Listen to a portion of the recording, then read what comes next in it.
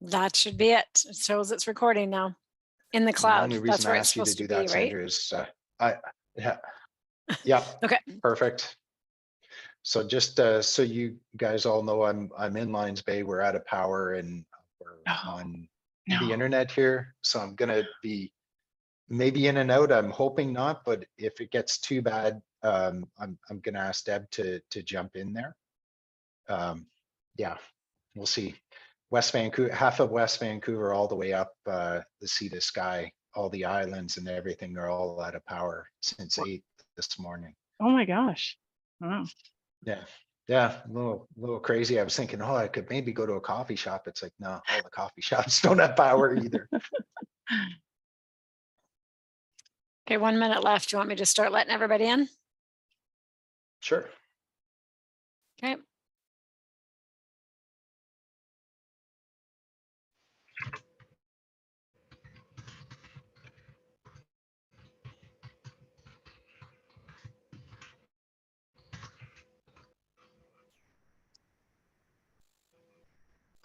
Hello, everyone. We're just going to wait a few minutes there to let everyone into the room. So if you can, please mute your microphone and as well turn off video for my sake, please. Thank you.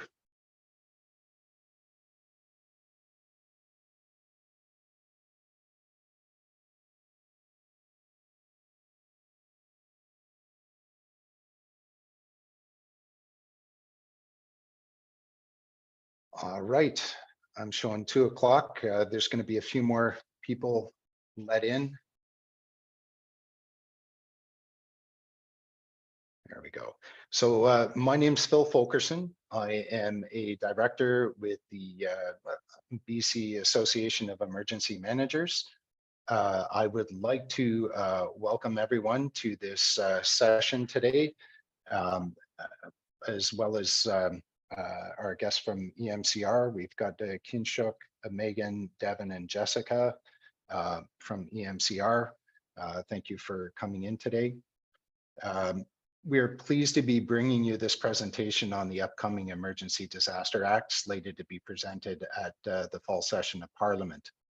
It's recognized that the lands which make up what we today call British Columbia are the ancestral, traditional, unceded homelands of Aboriginal peoples, First Nations, Inuit, and Métis. The BC Association of Emergency Managers acknowledges that they have been the caretakers of this land for time immemorial. We express sincere gratitude and appreciation for granting us the opportunity to share these lands so that we may live, work, and play. I'm actually coming to you from Lions Bay, which is traditional territory of the Tsleil-Waututh, Squamish, and Musqueam nations.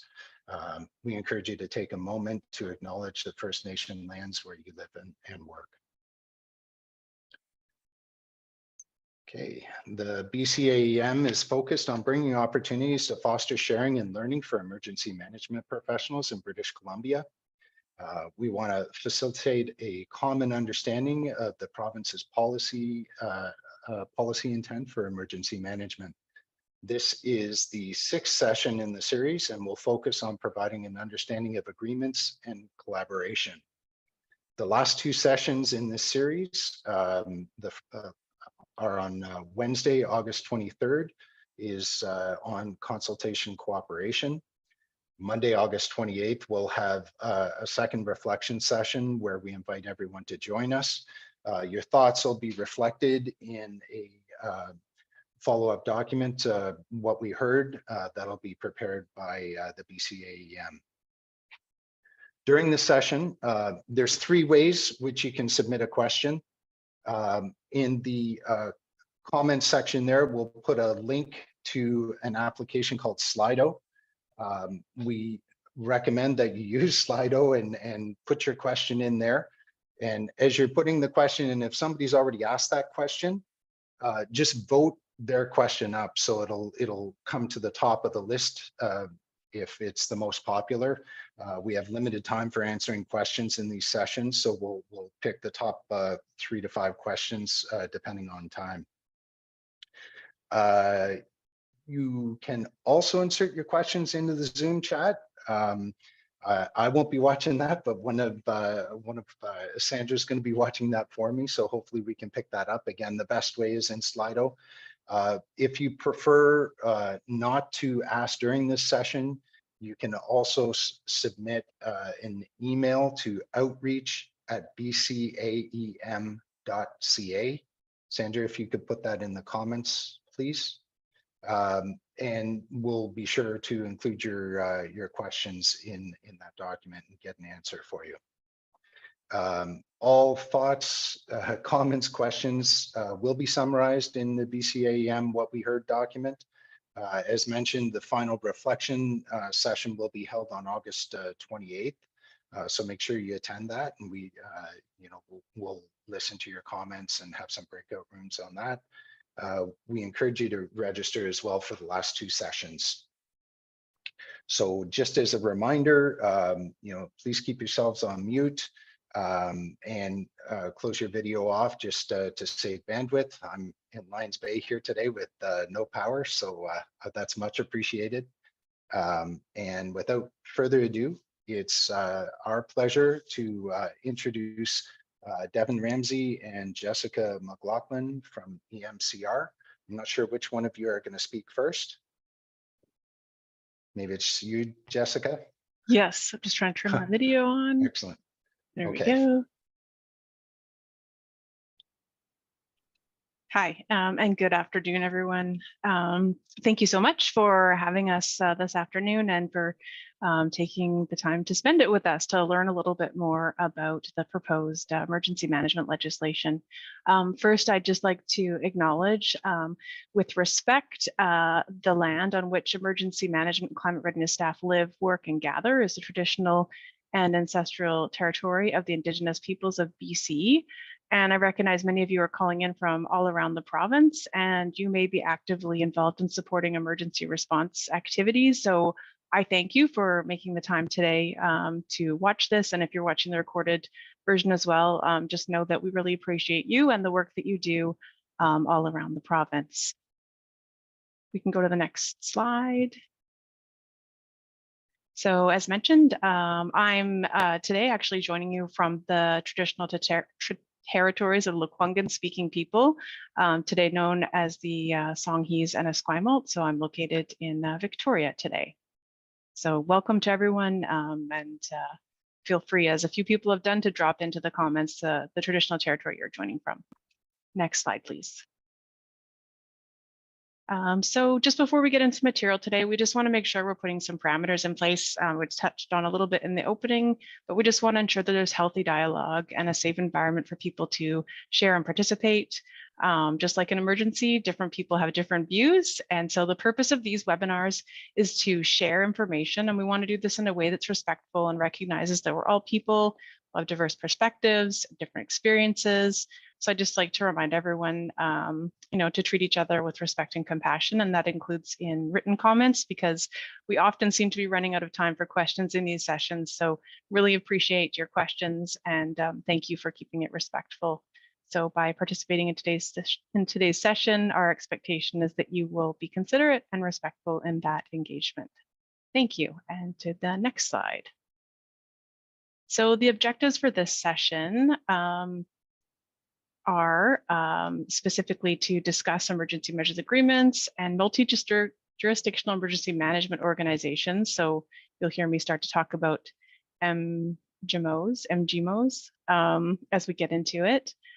So this session focuses on agreements and collaboration, and we'll just talk about some different agreements, and also just to remind everyone that the recordings for these are available from the BCAEM website as well now. Go to the next slide, please.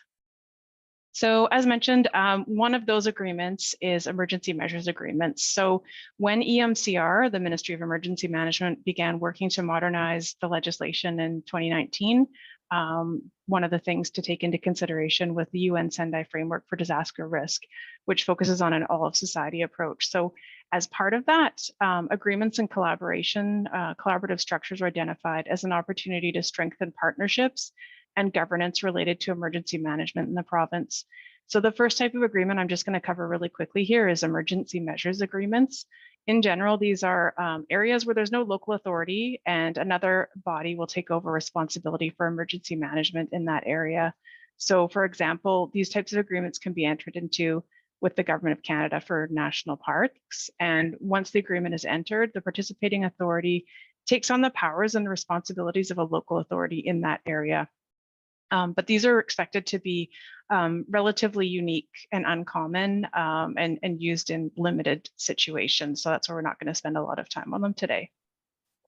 If we can move on to the next slide. So as I mentioned, multi-jurisdictional emergency management organizations, or MGMOs.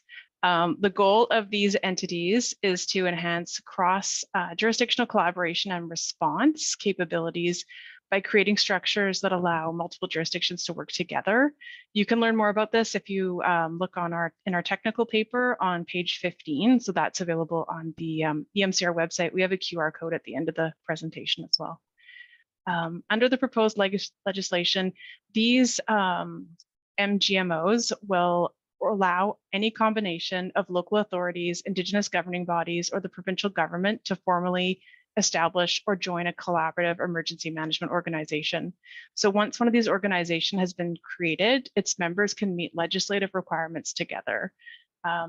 For example, organizations could complete their risk assessment that would cover all of the member jurisdictions, or an emergency management plan that supports some type of collaborative response.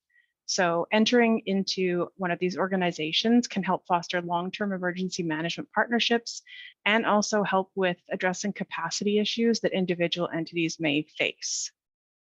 Next slide, please. Now looking at some of the key features of these organizations. So they're voluntary in structure, and they are designed to be flexible and adaptive to various contexts in BC. And there are different reasons that a local authority or Indigenous governing body may be interested in forming one or joining one. So as mentioned, a key feature is to allow members to complete related requirements like plans, risk assessments, business continuity plans together. This could be for legislative or operational requirements. And then the coordination capacities for these types of organizations can apply across all phases of emergency management. So not just response, it would be the full phases of emergency management. So this means that they can choose to complete all the requirements and perform all emergency operations together, or an MGMO can be formed for a select purpose.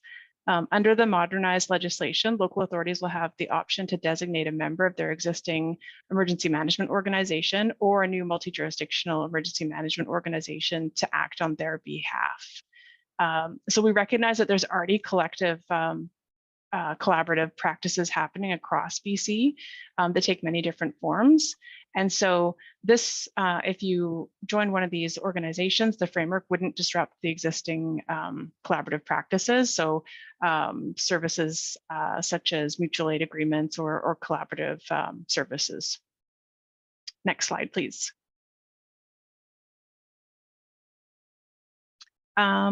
So following the introduction of the proposed emergency legislation, we're planning to modernize some of the regulations that complement the legislation, and that includes the local authority emergency management regulation. So as part of this work, we're planning to engage local authorities and Indigenous governing bodies about the multi-jurisdictional emergency management organizations framework, including some of the details. Basically looking at what it would look like in structure, the agreements, what needs to be documented, what needs to be reported. So all of those pieces are something we're going to be engaging and looking for feedback on. The introduction of multi-jurisdictional emergency management organizations under the legislation is an important step towards strengthening and collaborating response capabilities in emergency management. We think that working together through these organizations, it's our hope that local authorities and Indigenous governing bodies and the provincial government can effectively address emergencies and streamline processes and foster long-term trust-based partnerships for a safer and more resilient British Columbia. So now I'm going to turn it over to my colleague, Devin Ramsey, who's the Executive Director of Strategic Partnerships with Emergency Management, and she's going to speak about some other agreements. Well, thanks, Jessica, for passing the torch over for the next part of the presentation here. I just wanted to acknowledge that I'm joining here from a wonderful spot in Swapamulu in Williams Lake today. So, so pleased to be part of the group and see folks from around the province today. As we, I'll turn my camera off just for the bandwidth, but just wanted to say hi on camera here. Just as we shift into a bit more detail about agreements that can be entered into with Indigenous governing bodies, I just want to take a moment and set just a little bit of context. Our modernized legislation encourages engagement with Indigenous governing bodies across all phases of emergency management, and will also provide that consultation and cooperation is required in certain circumstances. So just as a couple of examples, municipalities and regional districts will be required to consult and cooperate with Indigenous governing bodies when reviewing or developing risk management or emergency management plans. And in general, regulated entities will need to consider any sort of comments received from Indigenous governing bodies regarding the rights of First Nations peoples on whose behalf the Indigenous governing body is authorized to act. So just really want to set that brief context about sort of engagement requirements and consultation and cooperation. The next session coming up in a couple of weeks will really dive into more detail about those terms and those requirements. And just want to assure you as well that our cross-ministry team is preparing materials to support all parties with learning about and implementing these new requirements and about these agreement opportunities within the new legislation. As well, I just wanted to take a moment and reflect on the terminology in case it's newer to some folks. Indigenous governing body as a term means an entity that is authorized to act on behalf of Indigenous peoples that hold rights recognized and affirmed by Section 35 of the Constitution Act. So an IGB, for short, an IGB may be a chief and council or a tribal council, the governing body of a self-governing nation, or another authorized entity.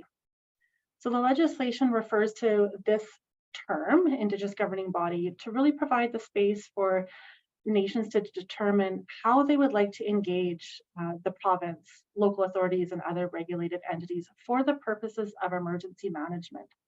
So across the province, you know, we may see that First Nations, for example, may choose to engage with us in the same sort of manner that they engage on other subject areas.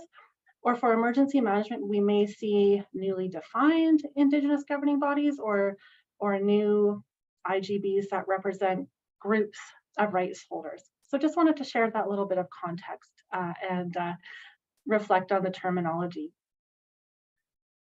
And as well, with respect to traditional territories, as noted here, taken from the technical paper, traditional territories and treaty areas will be important concepts in the legislation.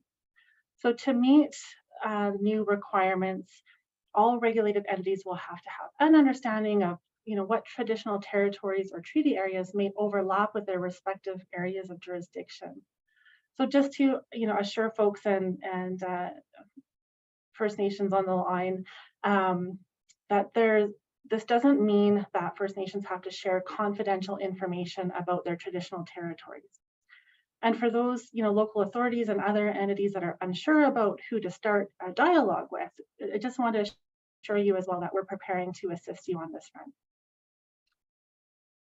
So just before we move on, I just wanted to reflect that through dialogue with Indigenous governing bodies, whether that's a chief and council directly or other authorized entity, it will be important to try to reach agreement on areas to be included in emergency management plans for the purposes of consultation and cooperation. So a part of or a whole traditional territory may fall within another local authorities' geographic area of responsibility. Next slide, please.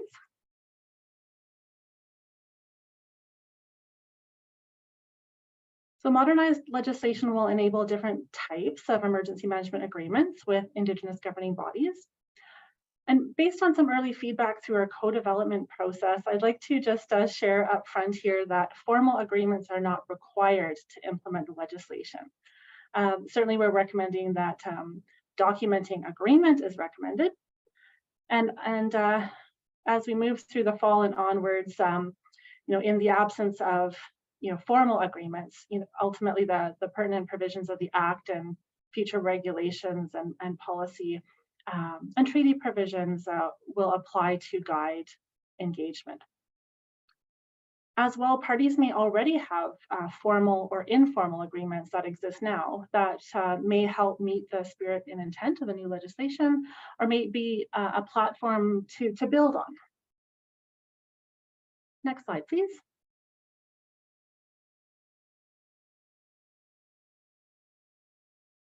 So our modernized legislation provides additional opportunities for reaching agreement or developing agreements with Indigenous governing bodies. Agreements can be great options for building emergency management partnerships across multiple interests and jurisdiction, for building on successful arrangements, or for building new relationships.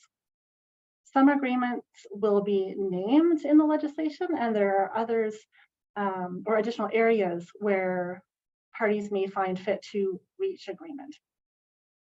So just for an example here on the slide, parties may reach agreement and or formalize an agreement to, reach agreement on areas to be included in emergency management plans. They may find it fit to confirm contacts or processes for communications related to engagement requirements under new legislation. And additionally, there may be an opportunity to reach agreements to explore ways to incorporate Indigenous knowledge or cultural safety. The technical paper touches on these concepts, and these two concepts as well will be topics in our next session as well. So colleagues will dive into those topics. So now picking up a little bit where Jessica left off, Jessica noted well, I just can't say MGMOs. MGMOs earlier in the presentation. So MGMOs can include 2 or more parties, which may include Indigenous governing bodies. So we need to explore further and learn about possibilities for these types of organizations. But in early thinking, this may be an opportunity to develop operational efficiencies or to meet consultation and cooperation requirements across a broader group of parties.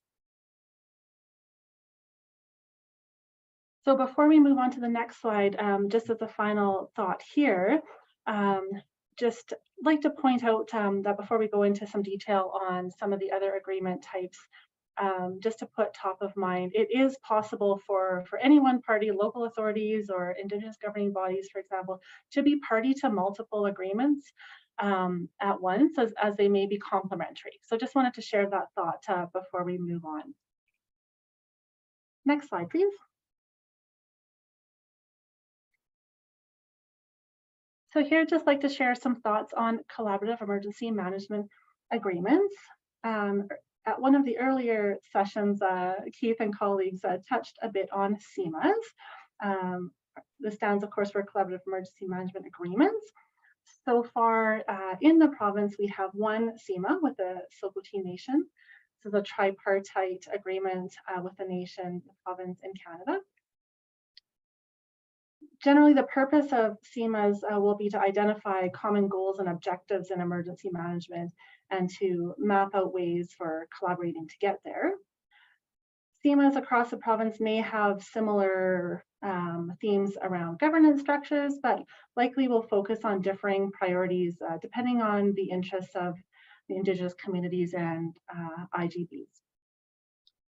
So modernized legislation won't specifically reference CEMAs, but it will include a broad authority to make agreements and will provide continued authority for our existing CEMA with Sokoteen Nation, and of course allow for further agreements.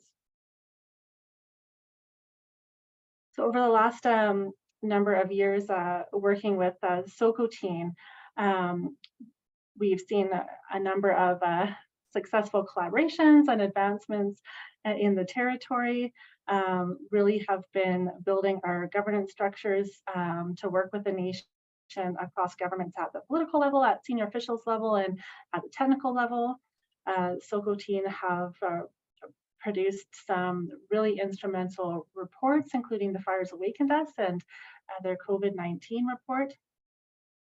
In addition, linked to the CEMA, we have a communications protocol with the Cariboo Regional District, BC Wildfire, and EMCR, Honeywateen, and the Nation to outline protocols for communication over the declared title area. So in both on the CEMA front and on the collaboration over the declared title area, of course, the only declared title area in Canada still, these agreements have really been front runners to embody the spirit and intent of the new legislation. As we move forward for the province, EMCR may be a sole signatory to CEMAs, or other ministries may be invited to join on, depending on the focus of the nation and the priorities that we might tackle there. Next slide, please. Now moving on to coordination agreements. Coordination agreements can be made for the purpose of coordinating the exercise of response and recovery powers. Through agreement, for example, the province or local authority may exercise a power differently or in a different way to make space for the exercise of inherent rights within traditional territories. So as shown on the slide here, provisions of a coordination agreement could affect the statutory response and recovery powers held by the province or local authority by requiring that a power be exercised or a duty performed. So for example, here, if a state of local emergency applies to an area that includes a site of cultural significance, a local authority could make an order to prevent people from being present at that site. The coordination agreement can also require the province or local authority to refrain from exercising a power or performing a duty. So for example, here in the declaration of a state of local emergency and subsequent evacuation order, it's possible that an order can not apply to a group of homes that are on a traditional territory near to, but not on reserve land. So this is a way to have a practical solution for a nation where, for example, there might be 100 homes, 50 are on reserve and 50 are off reserve, but on traditional territory. And it's a way for a shared decision-making process that has that whole community of those 100 houses experiencing the same process through an evacuation order. Reduce confusion. Next, a coordination agreement can set limits or conditions on the exercise of power or the performance of a duty.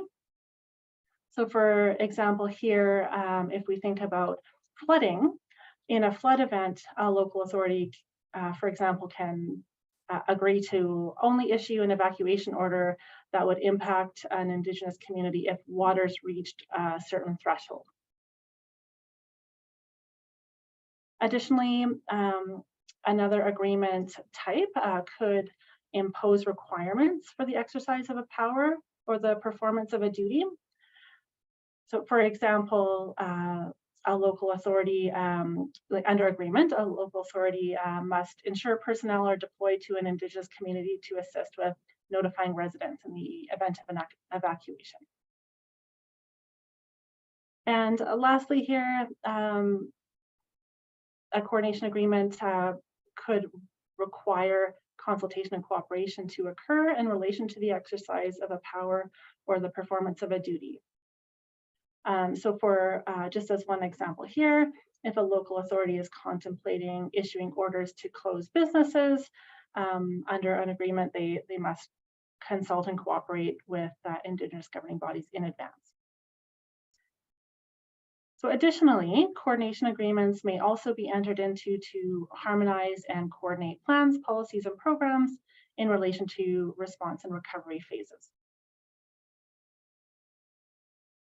So the legislation will authorize coordination agreements to be made between the minister and an Indigenous governing body, and other entities such as local governments can also be party to those agreements.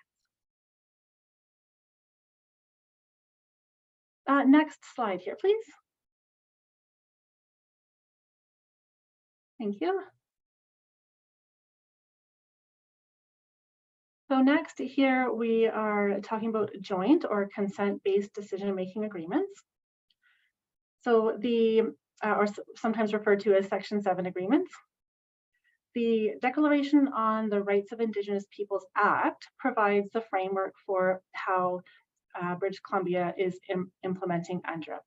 And so specifically here, the Declaration Act includes provisions for developing agreements for joint decision-making or consent-based decision-making. Our modernized emergency management legislation will also authorize these agreements under the Declaration Act for purposes of emergency management. So this means that the minister will, with the approval of cabinet, be authorized to negotiate and enter into agreements that provide for statutory powers and powers of decision under the legislation to be exercised jointly or on a consent basis. So in the province right now, the example noted here, we do have a Section 7 agreement, the first one in BC with the Talltown, focusing on mining authorizations. As we, it'll be super exciting to learn where these might land in the province and with respect to what sort of sections of the legislation. As we do explore these agreements, we'll be working closely with our partners at Ministry of Indigenous Relations as sort of leaders in thinking about how to implement the Declaration Act in partnership with our new emergency management legislation. Next slide here, please. So just to summarize here, a couple of key messages. Our modernized legislation really provides for a broad set of opportunities for partnerships at the local, regional, and provincial level. On royal assent, we'll have the ability to enter into agreements generally and the ability to create or join multi-jurisdictional emergency management organizations. Really want to reinforce the theme here that will be lots of opportunity to build on existing relationships and partnerships. And again, just wanted to assure folks that across our ministry, we are working on materials to support implementation. Lots of work under development here over the rest of the summer and into the fall. With that, I will pass back over to Jessica. Thanks, Devin.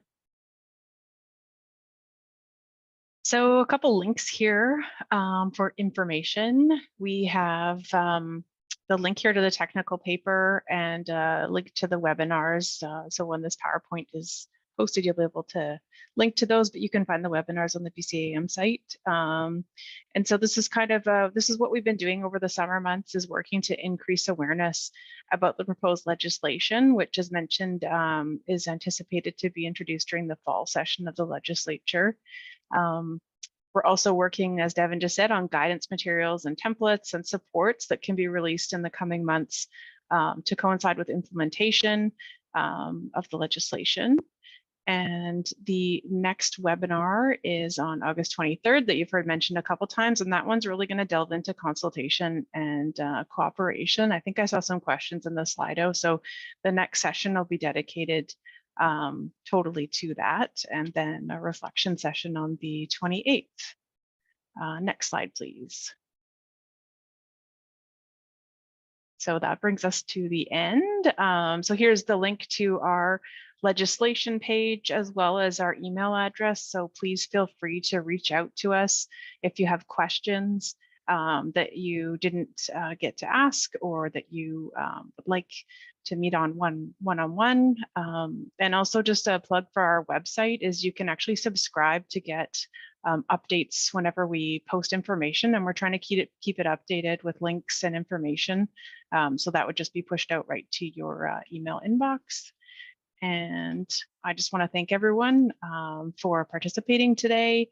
And I would also like to thank BCAM so much for hosting these sessions. We really appreciate it. And we have some time for questions, which, as I understand in the last sessions, has been so much information, not necessarily enough time for that. So yeah, we do have some time to answer questions, and I will stop saying the MGMOs, and I will leave that to Megan if there's questions about MGMOs or MGMOs.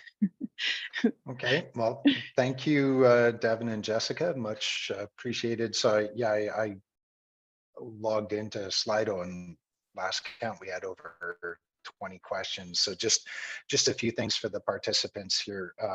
The recordings of these sessions will be posted on the BCAEM website. So it's bcaem.ca, and you'll be able to find them there. Obviously, you know, we may not be able to answer 20 questions here. So as both Devin and Jessica mentioned, EMCR are going to be answering some of the questions that were in Slido as well. And BCAM will follow up at the end of the sessions with a what we heard document as well too. And lastly, before we jump into some of the questions there, if you are an emergency manager involved in emergency planning, we'd like to invite you to become a member of the BCAEM. And again, just log on to bcaem.ca and you'll find the information there. So Slido, great program.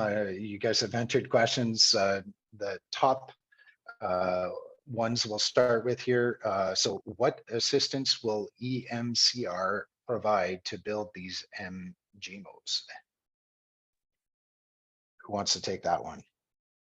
I can jump in and field this one. Hi, everyone. My name's Megan. I'm a senior policy analyst at EMCR. I know many of you as I'm leading the work to redevelop the local authority emergency management regulation. And a large part of that work is MJEMOs, MGMOs, however you want to call them. We can workshop the acronym. But there's essentially a multi-stage process for how MJEMOs are going to be implemented and rolled out. And a lot of that kind of remains to be seen what it's going to look like. As part of developing the regulations, that's where we're going to be articulating what exactly needs to be in MJEMO agreements. How do we establish membership? All of those details are going to be worked out in the regulation. So we are interested in hearing from you folks what that process can and should look like, and what you would like to see in the regulation, and learn from some of your lived experiences. I'm sure you've heard in other webinars and through other venues at which we've shared information on the legislation that we are going to be releasing a discussion paper in September on the local authority emergency management regulation just prior to UBCM convention. This is going to be similar to the 2019 discussion paper in the sense that we're going to be opening up a multi-month period in which we'll be inviting folks to provide feedback. So stay tuned for more information on that. MJEMOs are going to be a piece of that in which we're hoping to get some feedback on. Following that, there's going to be guidance, policy, and other templates and details developed for lots of things related to the legislation, but MJEMOs being one of them. So specifically, we're still working on what is going to be coming out support-wise, but as we are for a lot of the implementation pieces, but there is a lot of work being done behind the scenes to determine what guidance is needed. So that's something we're interested in hearing from you folks. What are things you would need to implement an MJEMO, and what that can look like?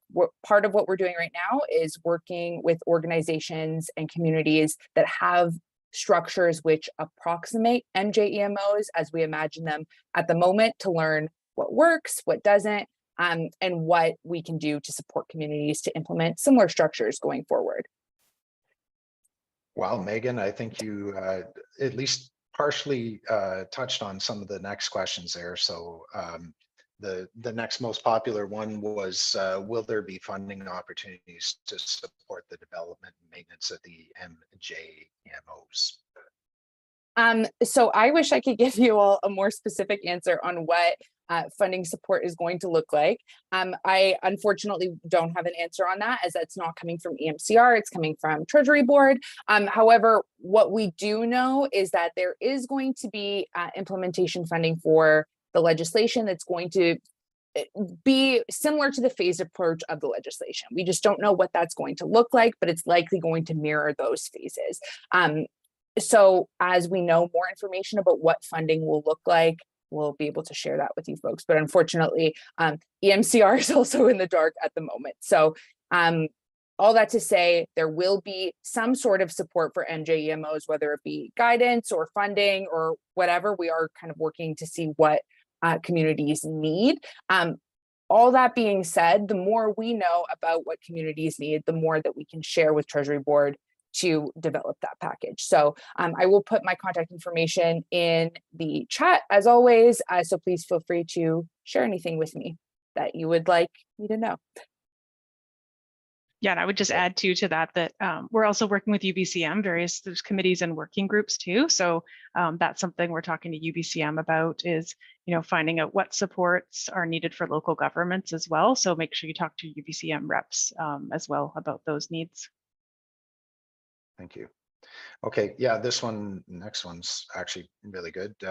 Can you define if there's any restrictions on the entities that can join in MJEMO? Boy, I'm going to struggle with that acronym. So an MJEMO can be any combination of two or more of the province, an Indigenous governing body, or a local authority. And we've kind of been calling it in-house a choose your own adventure model, because it can really be any combination of those. There is no restriction in the legislation on who an MJEMO can engage with. So like any local government or any emergency management organization now under the existing legislation, we're not limiting what service agreements or other agreements can take place. But those are the three entities that can be party to an MJEMO. Okay, thank you. Next question, what do you mean, and in quotations, areas to be included in emergency management plans? Does not each local authority have responsibility over its lands? I'm assuming this was in reference to a specific part of the presentation, but so stop me if I'm not answering it correctly. But I think it was part of Devon's, Megan. Oh, okay, maybe I'll leave that to Devon then. But you're doing such a great job. No, thank you for that follow-up question. And I was just trying to articulate the balance of, yes, local authorities having geographic boundaries, areas of jurisdiction, and within any one local authority's geographic area, there will be parts of or full potentially traditional territories within that. And so coming to agreement on what within your area of jurisdiction as a local authority, what areas are of shared interest or shared authority with Indigenous governing bodies. So just reflecting that there are overlaps and that one local authority may have, likely will have multiple Indigenous governing bodies, First Nations to work with. Okay. Thank you.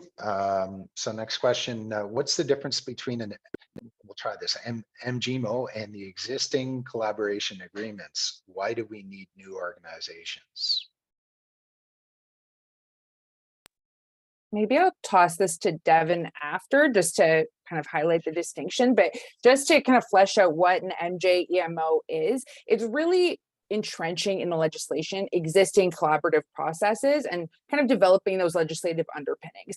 Really, we're trying to make sure that we're reducing any administrative burden to meeting legislative requirements. So right now, under the existing legislation, anybody that's party to some sort of collaborative agreement still needs to complete requirements independently. So for example, everyone still needs to have their own emergency management plan. But under an MJEMO, you'll be able to complete those in tandem and complete essentially any operational or legislative requirements as a group. We're also intending to streamline the process for establishing. So the organizations in BC that have something similar, there's not really a standardized process for doing this. So by including this in the legislation, we're trying to make it possible for legislative things to be met together, but also just making the process a lot easier and a lot more simplified for communities. So I think you kind of answered the next question on this one, but will the framework for MGMOs recognize service established framework under regional districts, so we're not duplicating / conflicting with other governance? That is going to be something that's going to be worked out through regulation. So happy to hear more about that and chat more about it from whoever put that in the chat, but we're still learning a lot about the existing processes that folks have and trying to figure out how that's going to translate into the regulation process. I believe Charmaine put it in the chat, but really the legislation is saying what's happening, and then the regs are kind of where we dig into some more of those details. So all that to say, more is to come on that as we go through the regulation development process. Okay, thank you. And next one is local authorities are already using a variety of EM partnership forums. It is not clear if MGMOs offer any particular advantage to existing practices. Yeah, so similar to what I had mentioned earlier, really we're just trying to make sure that it's easier to meet those legislative requirements and streamlining the process to establishing these collaborative structures. We're intending to make it such that if existing collaborative processes don't want to become an MJMO, that's completely up to you. And this isn't something that's going to be like you have to transition your collaborations to an MJEMO process. It's just something that we're including and enabling through the legislation to make certain aspects of completing requirements a little bit easier. Okay. Well, I kind of feel like you're on the firing line here. We're going through these one at a time. Why would local authorities use coordination agreements? Will they be required by EMCR under certain conditions? I think this might be one for Devin. I can jump in there and then welcome additional thoughts, Megan, that you might have, or Jessica, but really on the theme of the last few questions here, agreements in general as a theme, like reaching formal agreements are not required. We're trying to put a number of optional tools in place and really to just help build on existing relationships, agreements, whether they're formal or informal, and provide opportunities to, as Megan shared, streamline or meet requirements in a more efficient or effective way. So just as a general theme, wanted to share that. And so whether there's specifically to the question of whether there's a specific situation where a coordination agreement may be required, I don't, in my experience and learning so far, I don't believe so. But Megan, I'll just maybe pass it over if you have any additional insights. I don't. I think that pretty much sums it up, Devin. Thanks, though. Okay, thank you. So the next question, missing context around the quote unquote organization in the MGMO. Is the expectation that MGMOs will be society run like with fire services and BCSARA? Again, we're kind of using the choose your own adventure phrasing behind the scenes, but our intention is that there's going to be many ways an MJEMO can look. It can be established for a single purpose. It can be established for a whole suite of purposes. And even existing organizations that kind of approximate this model now all look differently, operate differently. So the legislation is quite light on exactly what an MJEMO needs to have. We're just enabling certain functions through the MJEMO framework, such as being able to complete requirements in tandem. The regulation is going to articulate a couple more specific things, such as how do we establish structures, what kind of documentation needs to be provided, what have you. But as far as what MJEMOs will look like and how they'll be run, we're imagining that this will largely be up to the communities that choose to be a party of them. Okay. Next question. What is the definition of consultation cooperation which meets the intent of the Act and future regs?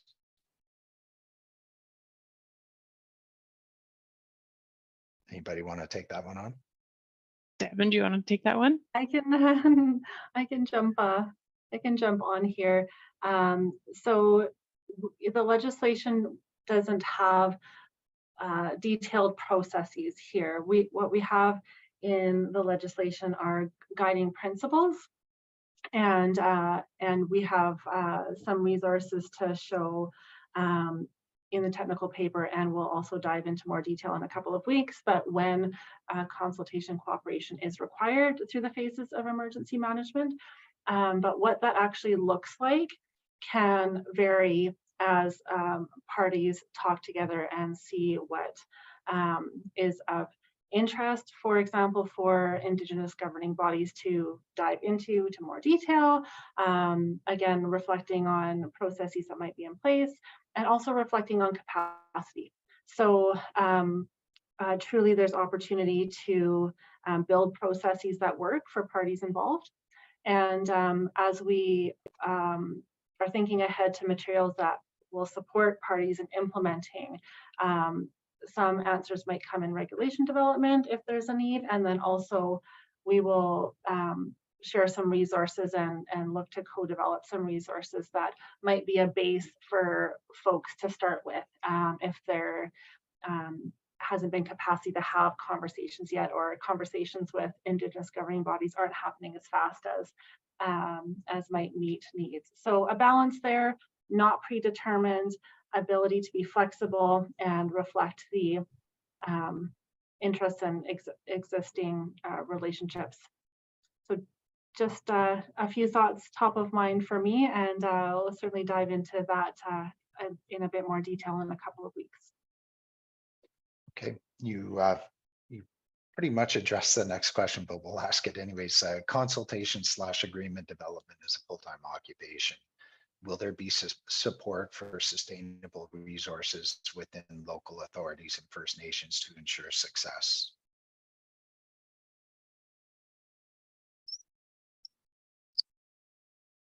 Just a bit of reflection from me, and Megan and Jessica, feel free to weigh in. But in general, across the board from all parties, our ministry is certainly hearing a need for resources financial resources, reference resources. In some cases, we've been asked if we will be developing templates, which is another conversation point, I think. But we are working on some resource materials that will be publicly available for all parties. And on the funding side of things, it's a message loudly heard, and we don't have a clear answer on that quite yet. Okay. Next one's not a question more than a comment, and so these webinars provide no new information than the other engagement sessions. Lots of government speak and no real information or elaboration of concepts. And I guess just from what I've heard in these sessions, you know, the how will come later with the regulation. Am I wrong with that? Yeah, I think that's right. The technical paper, you know, we put out because people kept wanting to know what was in the proposed legislation, and due to, you know, cabinet privilege, we can't release the details of the legislation until it's tabled in the House. So the technical paper is meant to give people a sneak peek of here's what's coming, help you with implementation, and then these sessions are meant to go, you know, into the technical paper and in a little bit more. The MAGIMOs in particular, you know, Megan has given a lot more information here that hopefully helps people. But yeah, the purpose of these is to provide information to people. So if that's not meeting everyone's expectations, then we apologize. But that's our intent. A lot of work going into this, and BCAM too. Lots of, you know, work going into putting on these sessions. So appreciate the feedback, and we'll reflect on that. Thank you. Okay, thank you. So a few more, looks like comments, not really questions. UBCM is generally not an effective forum to engage local authority emergency programs. So that's a statement. I mean, none of you are from UBCM, so I don't know if you have a thought or a comment on that statement. Yeah, I can comment, and then if Devin or Megan want to say something, absolutely recognize that UBCM doesn't represent everyone and all opinions, but it is one of our ways to engage with a significant number of local authorities or local governments.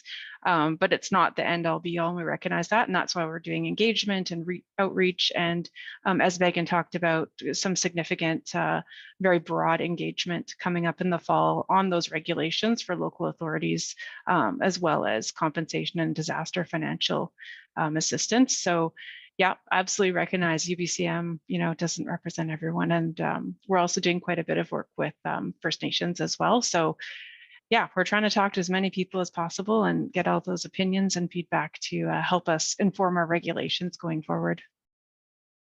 Okay. If I can just add to that, I see a couple of things in the Slido, just asking some questions about the what generally, and suggesting that they'd like to hear a little bit more about the what in the legislation. I put my contact information into the chat there, as well as the general inbox that'll bring you to the whole policy and legislation team. If there are things that don't feel clear, please feel free to reach out to us. I'm happy to get on the phone and chat anything out with anybody. We definitely want to make sure that people feel empowered by the knowledge that we're sharing today, and have the tools that they need to interpret the legislation and share more insight going forward as we develop regulations and policy.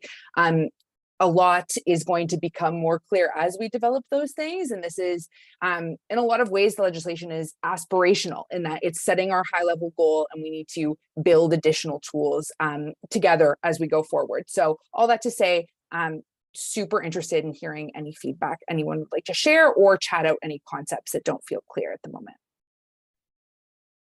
Okay. Thanks. And again, I'd like to apologize to some of the participants here. As you vote on these questions that are in there, they're jumping around on my page there. So if I miss one, I apologize for that. We've got a question on with agreement with First Nations, what space is created to have First Nations have direct negotiations with Canada that is then supported by provincial regs or legislation? Any thoughts, comments on that?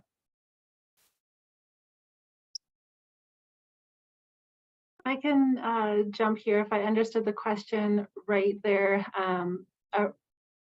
It was reflecting on First Nations ability to negotiate with Canada. I think so, yes. Okay, maybe I'll just share a couple of thoughts here, and Megan, feel free to jump in, or Jessica. But as far as the agreements that I was speaking about to be developed with Indigenous governing bodies, the legislation does provide for, I guess, stepping back, the legislation provides for, in general, Canada to be one of the parties to a number of types of agreements. I think the legislation is focusing on the province, and the federal government would be invited to the table in some circumstances. So other than that, as far as the nations working directly with Canada, we would see that as a bilateral discussion, and it may be quite likely that we have, likely under collaborative emergency management agreements, that tripartite opportunity. And Canada has come to the table with Sokoteen and the province, and in early discussions we know that Canada through ISK is interested in discussing agreements with the province and nations when there's an interest from nations to have them at the table. So just a couple of thoughts from me, and I'm not sure if the question, Jessica or Megan, twigs any other thoughts from your seats. No, that sounds great to me. Thanks, Devin. Okay, well, that's we're running out of time there. So we'll end with that last question. I'd really like to thank EMCR for you guys coming in and giving this presentation, and I'd like to thank all the participants for taking the time to listen and to put in your questions and comments into Slido. And just again, a reminder that this recording will be available on the bcaem.ca website, and your questions will be summarized in a What We Heard document at the end. So thank you again, and take care. Have a great day.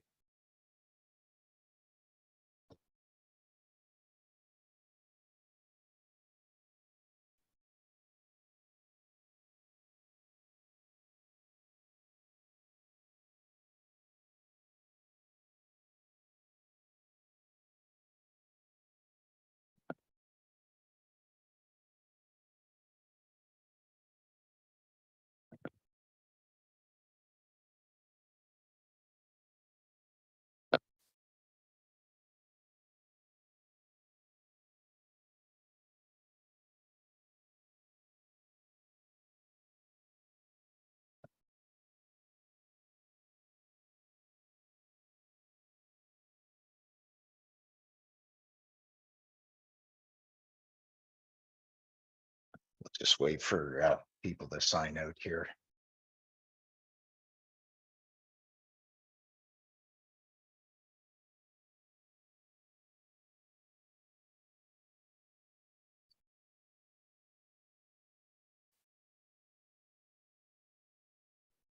Can you, as the host, Phil, sign people out? I was just going to ask that. You want me to stop the recording now? I'll just hit stop recording. Yeah, stop recording. And yes, I just